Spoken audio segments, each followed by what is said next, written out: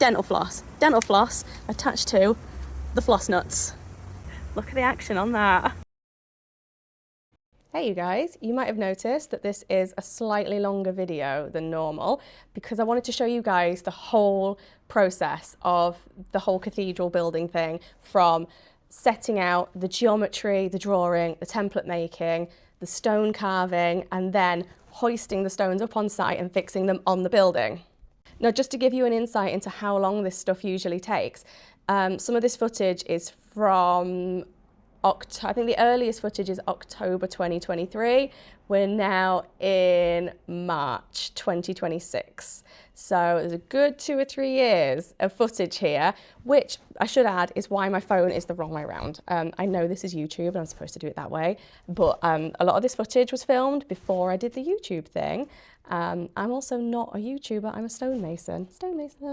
So some of this editing might be a bit janky, so bear with. So this job was carving and replacing some damaged tracery on the 13th century chapter house at Lincoln Cathedral. It's some of the biggest stones I've ever carved, some of the biggest stones I've ever fixed. We're going to do some really exciting fixing in this video, so I'm going to show you guys the whole process. We're going to use hot lime, hot lead, and more importantly, we're going to do some mousing. So if you don't know what mousing is, stick around. We get to use one of my most favourite pieces of stonemasonry equipment, dental floss. Our original stones were in a pretty sorry state thanks to all of the cement that had been used behind them, but more on that later.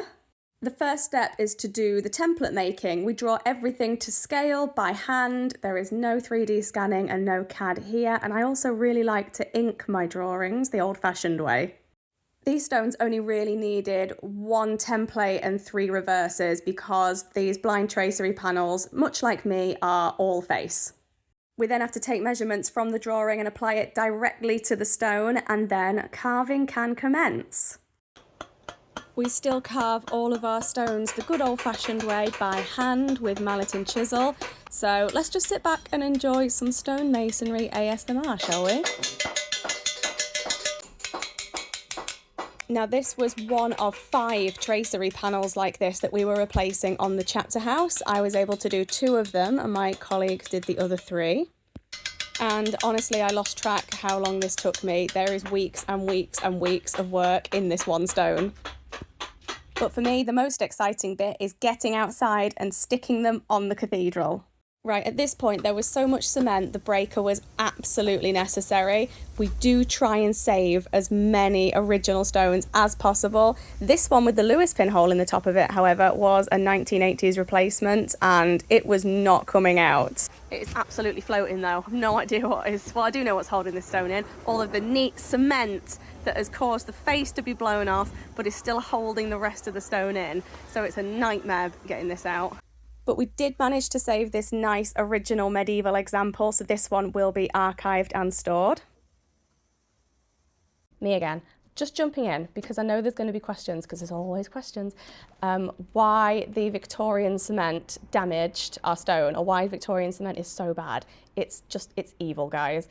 So turn of the century, late 1800s, turn of the century, early 1900s, the Victorians came up with this new wonder material called Portland cement, the grey cement that you all know and love and that we build our houses with today. This cement is not porous, it's not breathable. So historically, for the last 7,000 years, we've built stone construction with hot lime, quick lime mortar, which allows moisture that is permeated into the stone, because stone is porous, moisture gets into stone. This hot lime mortar between the joints draws that moisture out and allows the moisture to escape the stone.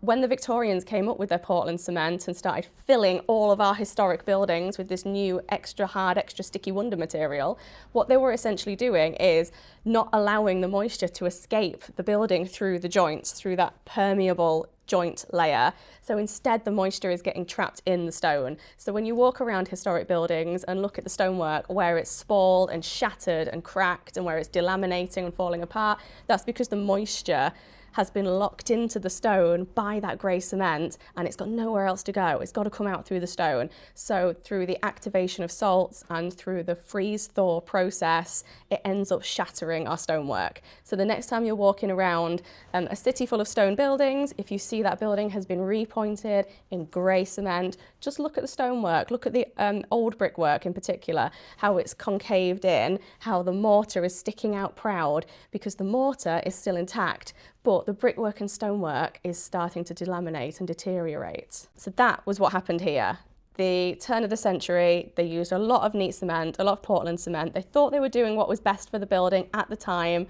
And unfortunately, 100 years later, we're feeling the effects of that horrible, nasty cement. And that is why our tracery panels shattered. Anyway, carrying on with the video. We also found a worrying amount of wooden wedges just left in the wall from whoever fixed these stones last, which is not ideal. All right, it's 8 a.m. and we're on site. This is where we are currently. We've made a massive hole. This is the back of the gutter. That's the back of the building. I'm going to stick that ashlar in there. Then we've got loads of really nice carved voussoirs to go in there. We've got a couple up here already. Look at that guy. Just to give people an insight into what we're dealing with here, this section here is all Victorian replacements. If I line the spirit level up against there, look at that. What a state. So we did manage to muscle 3 voussoirs into place just as it was starting to get dark. So the next morning we were ready bright and early to fix this spandrel. Now we fix with hot lime mortar. It's the best thing for the building, obviously.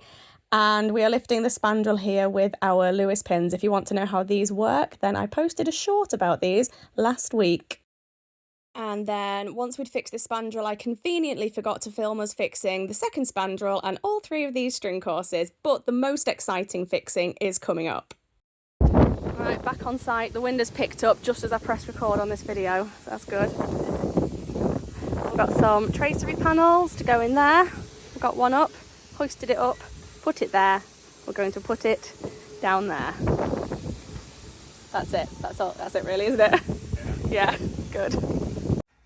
So the plan for this day was to slide in 2.5 tracery panels above our spandrels that we fixed the other day, and we use stainless steel dowels to dowel these in place. We do a technique called mousing. We use dental floss, which requires floss nuts. I promise there is a rational explanation for this, which I'm actually going to explain further on in the video because we do this again when we fix some bigger tracery panels a little bit later, and I recorded the whole process and explained what the floss nuts were for, so bear with. But we got the first tracery panel in, it all went pretty smoothly. The floss nuts did their job. So these couple of panels are actually teeny tiny compared to the one you saw me carving at the beginning of the video, which we will be fitting next. So we were able to just sling these and pick them up pretty easily.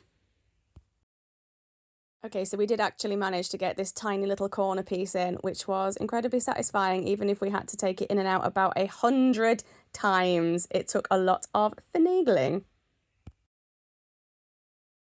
But anyway, that's quite enough of that. Let's fix some massive stones. This is when we get to fix the one that I was carving at the beginning of this video. Right, it's the same sort of deal as the previous ones. We lift the tracery panel up onto the scaffold lift above where they need to go so they can be lowered into place. And we're going to use our stainless steel dowel to pin them all together. We are using a chain hoist or block and tackle, whatever you want to call it. So we have ultimate control when lifting and lowering, so we get them exactly where we need them to be. This one ended up being a 3-person job just so we could slide it under that coping. You can see it's slightly overlapping. And this one actually went in pretty easily.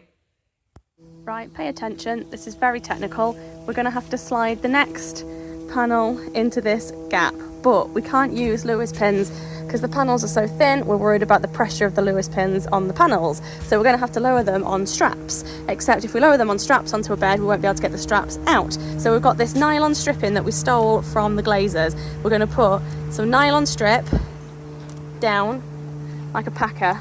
We're going to put a thin bed on, we're going to lower the panel, and then we can pull the strips out because they're quite shiny and slidey, leaving it on an even bed. But we're going to dowel each side, doing the whole mousy dowel thing, right? But Obviously, when you normally mouse something, it's kind of vertical like a column and you're relying on gravity to drop the dowel into place, but we can't do that because we're lateral. So we're going to drill these holes, well, they have been drilled, twice the depth of our dowel, and then the hole in the adjacent panel will be half the depth, and then you slide the dowel in, put the panel in, and then pull the dowel out. But how do you pull the dowel out?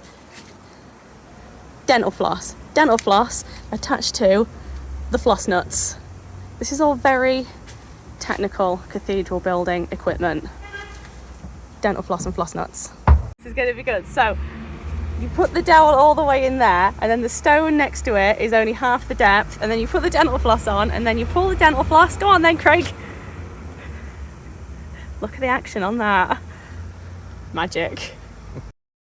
So this is our setup ready to go. The dowels are in place, flush. The stripping that we've got, the nylon strips, are on the bed. So we're just ready to lower our panel into place and then pull on the floss nuts, which will extract the dowels, and they will insert neatly into the adjacent panel like this. Gorgeous.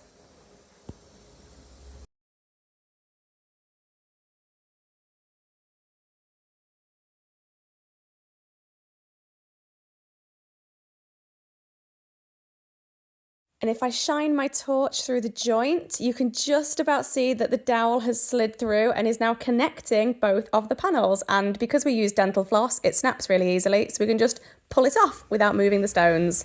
And this is what they look like from above. So we're just ready to fix the coping stones back on the top.